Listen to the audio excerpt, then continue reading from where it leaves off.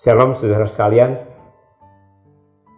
Tema renungan hari ini adalah mengenal Allah dengan sebenar-benarnya. Diambil dari Mazmur pasal yang keempat.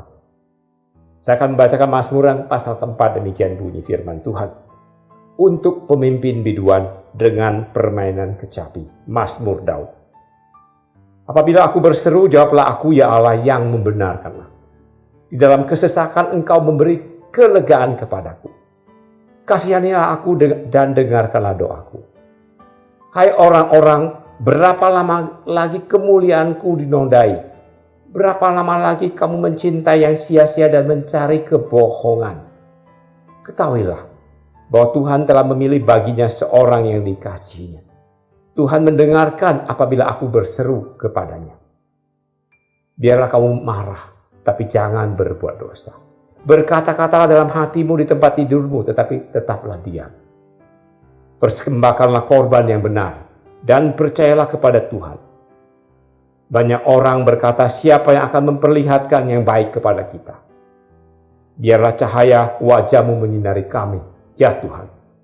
Engkau telah memberikan sukacita kepadaku lebih daripada mereka ketika kelimpahan gandum dan anggur. Dengan tentram aku mau membaringkan diri lalu segera tidur. Sebab hanya Engkaulah ya Tuhan yang membiarkan aku diam dengan aman. Saudara-saudara sekalian dikasih Tuhan, kita adalah umat pilihan. Tuhan memilih kita sebelum dunia dijadikan untuk diselamatkannya. Efesus pasal 1 ayat yang keempat. Ada yang mengajarkan bahwa kalau kita umat pilihan, maka kita diistimewakan oleh Tuhan. Kita akan mengalami kehidupan bebas masalah, bebas sakit penyakit, bebas kemiskinan, bebas penderitaan lain-lainnya. Saudara, hidup kita dikatakan akan seperti di surga. Tapi saudara, kalau saudara membaca Alkitab yang teliti, tidak demikian halnya. Ajaran seperti itu keliru. Apalagi kalau kita membaca kitab Mazmur. Di dalam kitab Mazmur banyak sekali justru anak-anak Tuhan yang menderita oleh berbagai hal, persoalan, pergumulan. Ada ancaman musuh, sakit, penyakit, dan penderitaan lain-lainnya. Jadi umat pilihan bukan berarti dilindungi 24 jam. Bebas dari segala masalah, seolah-olah ada semacam gelembung menutupi kita, melingkupi kita. Seperti yang kita saksikan dalam film-film fiksi. Saudara, justru iman kepada Tuhan itu seringkali menghadapkan kita pada suatu situasi kesulitan yang tidak akan dialami oleh orang fasik. Ketika kita berusaha hidup benar, maka kuasa jahat justru semakin gencar menyerang kita. Saudara yang dikasihi Tuhan, dalam Mazmur pasal keempat, Mazmur mengatakan, dia menghadapi tuduhan palsu dari musuh-musuhnya. Ia menderita karena perbuatan jahat mereka. Apakah ia bisa terima? Tentu tidak, saudara ya. Ia mengatakan ia marah, ia kesal. Akan tetapi ia tidak berhenti sampai di situ. Marah dan kesal tidak pernah membuat masalah itu selesai, tidak. Pemazmur mengatakan ia beriman dan ia percaya kepada Allah yang akan melindungi dan memelihara kehidupan dia. Saudara yang dikasihi Tuhan, mengapa pemazmur bisa merasa yakin? Karena ia mengenal Allah dengan sebenar-benarnya. Allah bagi dia adalah Allah yang membenarkan aku. Kedua, ayat ke-7. Allah yang memberikan sukacita kepadaku.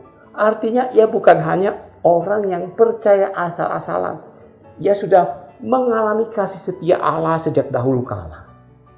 Ia sudah merasakan karya Allah di dalam kehidupannya sejak ia lahir ke dalam dunia. Saudara, apakah Anda juga merasa demikian? Merasa bahwa Allah begitu baik kepada saudara. Ketika Anda melihat ke belakang kehidupan saudara, Tuhan sudah melakukan banyak pekerjaan besar. Tuhan memberikan sukacita kepada saudara, kepada saya.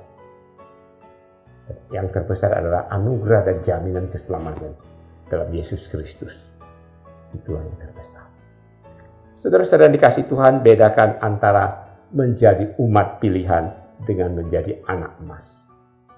Anak emas akan dilindungi oleh orang tuanya siang malam. Akan dijauhkan dari segala masalah, dicegah supaya masalah tidak menghampiri dia. Anak emas akan dipenuhi segala keinginannya. Apapun yang dia inginkan akan diberikan oleh orang tuanya. Tetapi anak emas tidak akan menjadi pribadi yang dewasa, yang sehat. Dia tidak pernah belajar dari kesulitan di dalam pertumbuhan hidupnya. Saudara, umat pilihan bukan anak emas. Umat pilihan masih akan menghadapi masalah dalam kehidupan, bahkan mungkin lebih berat. Tetapi saudara, Tuhan berjanji akan melindungi. Melindungi bukan seperti anak emas, tetapi Dia menyertai kita dalam wujud kekuatan dan penghibur. Saudara sekalian, umat pilihan itu bergantung kepada Tuhan sepenuhnya. Tetapi untuk sampai taraf iman yang demikian, ia bergumul dengan penderitaan. Ia berseru kepada Allah siang dan malam. Ia berserah kepada Tuhan, tapi bukan tidak berbuat apa-apa. Ia juga berjuang dengan keras. Ia berusaha. Ia percaya kepada Tuhan karena Tuhan mengenal dia dan dia mengenal Tuhan. Mengenal dengan dekat. Dan semua itu tidak terjadi dalam satu saat.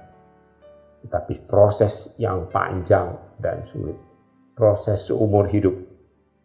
Setelah saat-saat yang kita alami pada masa ini, masa pandemi COVID-19, adalah saat-saat proses itu berlangsung atas hidup kita. Jika kita bisa menjalaninya dengan tekun, dengan sabar. Jika kita tetap berpengharapan kepada Tuhan. Tak ada jalan mudah menuju kemuliaan.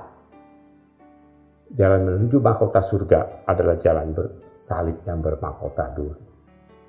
Kiranya Tuhan memberikan kekuatan yang cukup bagi saudara dan bagi saya sekalian. Amin.